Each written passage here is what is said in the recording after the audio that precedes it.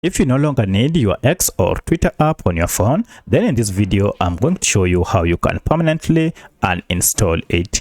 If this video helps, please like and subscribe. Alright, to uninstall your X app, you need to go to your phone and go to your apps, locate your X app, and once you have identified it, just long press on it, and from here you should see we have this option to uninstall it. By tapping on uninstall, this will remove the app permanently from your phone. However, if you don't have this uninstall option, then you should see app info option with this sign or a settings gear around here, or even the name of the app. Just tap on it and this will take you to the app info page. From this page, now you should see we also have the same option to uninstall it from here. So for my case, I'll use the first method. I'll just go to the app, long press on it, and then confirm, uninstall, and okay.